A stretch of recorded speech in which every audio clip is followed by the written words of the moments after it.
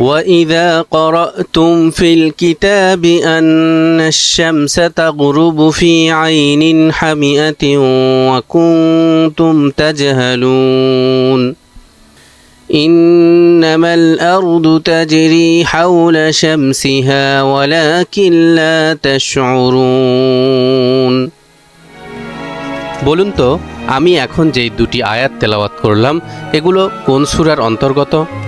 এগুলো হচ্ছে সূরা খালকের দুইটি আয়াত। ভাবছেন এ আবার কোন সূরা? কোরআনের 114টি সূরার মধ্যে এই নামে তো কোনো সূরা নেই, তাহলে এটি আসলো কোত্থেকে? হ্যাঁ দর্শক, আপনি ঠিকই ধরেছেন, এটি আসলে কোরআনের কোনো সূরা নয়, আর এই দুটি আয়াতও কোরআনের কোনো আয়াত নয়। মূলত এই দুটি বাক্য তৈরি করেছেন এমন একজন ব্যক্তি যিনি কোরআনের চ্যালেঞ্জ গ্রহণ করেছিলেন, অর্থাৎ কোরআনের মতো একটি সূরা তৈরি করার বৃথা চেষ্টা করেছিলেন। যদিও এই বাক্যগুলো কোরআনের মতো শোনায়, কিন্তু গভীরভাবে এর গঠন এবং অর্থের দিকে লক্ষ্য করলেই বোঝা যায় এটি মানুষের লেখা এবং খুবই সাধারণ মানের ও হাস্যকর। কোরআনে যেমন অপরিসীম সৌন্দর্য, নিখুঁত শব্দচয়ন ও অদ্বিতীয় বৈচিত্র্য রয়েছে, এটিতে তা নেই। মহাগ্রন্থ আল কোরআনের সূরা বাকারার 23 নম্বর আয়াতে ইরশাদ হচ্ছে, وَإِن كُنتُمْ فِي رَيْبٍ مِّمَّا نَزَّلْنَا عَلَى عَبْدِنَا فَأْتُوا بِسُورَةٍ مِّن مِّثْلِهِ وَادْعُوا شُهَدَاءَكُم مِّن دُونِ اللَّهِ إِن كُنتُمْ صَادِقِينَ। আর আমি আমার বান্দার প্রতি যা নাজিল করেছি তাতে যদি তোমাদের কোনো সন্দেহ থাকে তাহলে এর মতো একটি সূরা রচনা করে নিয়ে আসো। তোমাদের সেসব সাহায্যকারীদেরকে সঙ্গে নাও এক আল্লাহকে ছাড়া, যদি তোমরা সত্যবাদী হয়ে থাকো। এমনিভাবে কোরআনের আরও 3টি সূরায় কোরআন বারবার কাফেরদেরকে চ্যালেঞ্জ করেছে, পারলে কোরআনের মতো বা তার চেয়ে উত্তম একটি আয়াত তৈরি করে দেখাও। বহু বছর যদিও কেউ তা করতে পারেনি, কিন্তু ইদানিং আমরা দেখছি অনেকেই কোরআনের মতো সূরা বা আয়াত তৈরি করার চেষ্টা করছে। এমনকি এক্ষেত্রে কেউ কেউ বিভিন্ন আর্টিফিশিয়াল ইন্টেলিজেন্স সফটওয়্যারও ব্যবহার করছে। তাহলে কি এর মানে কোরআন আর অলৌকিক নয়? কোরআনের সেই অপ্রতিদ্বন্দ্বী চ্যালেঞ্জ কি শেষ হতে চলেছে? না দর্শক, কখনো নয়।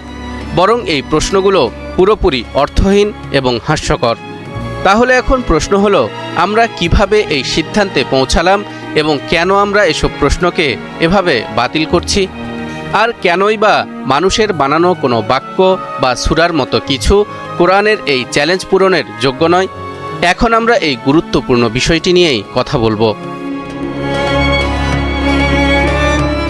ধরুন, সুন্দর ও উত্তম কিছু উপদেশ বাণী দিয়ে কেউ কিছু রচনা করে বলল, আমি কোরআনের সূরার মতো আরেকটি সূরা বানিয়ে ফেলেছি, কারণ এর মধ্যে অনেক সুন্দর সুন্দর কথা রয়েছে এবং একই সাথে এখানে রয়েছে ভাষাগত সৌন্দর্য। কিন্তু শুধুমাত্র ভাষাগত সৌন্দর্য দেখেই কোরআনকে পরিমাপ করা যায় না।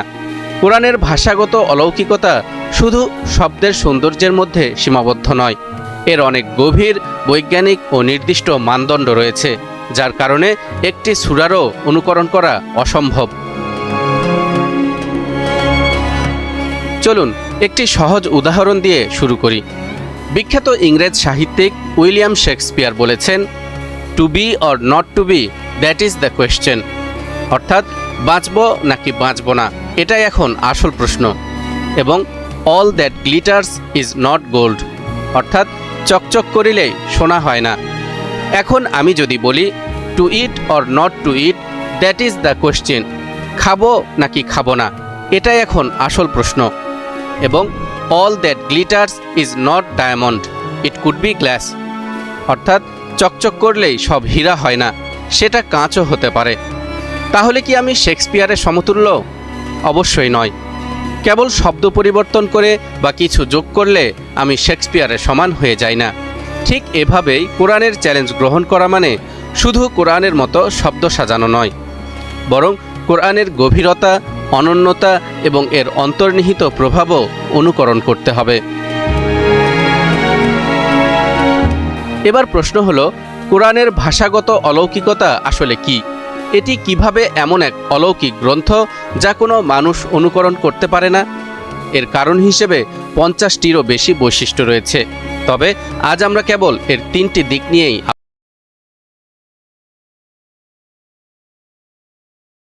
আগে আরবদের কাছে কেবল কবিতা ও গদ্য ছিল, কিন্তু কোরআন এসেছে একটি নতুন সাহিত্য রূপ হিসেবে, যা কবিতা বা গদ্যের মধ্যে পড়ে না। আরব ইতিহাসে এতে প্রথমবারের মতো এমন কিছু শব্দ ব্যবহৃত হয়েছে যা কোরআনের সঙ্গে বিশেষভাবে যুক্ত, যেমন কুরআন, সূরা, আয়াত, তেলাওয়াত ইত্যাদি। চ্যালেঞ্জ গ্রহণকারীদের কাছে প্রশ্ন: আপনি কি এমন কিছু সৃষ্টি করতে পারবেন যা সাহিত্যের মধ্যে নতুন একটি ধারা সৃষ্টি করবে? 2. জ্ঞানের নতুন শাখা বা তাজবিদ। কোরআনকে সহি শুদ্ধভাবে পড়ার নিয়মকে বলা হয় তাজবিদ। এটি জ্ঞানের একটি নতুন শাখা। যদিও মাখরাজ, কলকলা আর ইকলাবের মতো কিছু নিয়ম পদ্ধতি আরবদের মাঝে আগে থেকেই পরিচিত ছিল, কিন্তু মাদ, গুন্নাহ এবং ইখফার মতো নিয়মগুলো আরবদের কাছে একেবারেই নতুন ছিল। চ্যালেঞ্জ গ্রহণকারীদের কাছে প্রশ্ন: আপনার রচনা কি জ্ঞানের একটি নতুন শাখা তৈরি করবে? 3. নতুন ব্যবহারকৃত শব্দ ও অভিব্যক্তি। আমরা সকলেই জানি কোরআন আরবি ভাষায় অবতীর্ণ হয়েছে। আরবি ভাষায় অবতীর্ণ হলেও এতে 3 ধরনের নতুনত্ব রয়েছে। 1.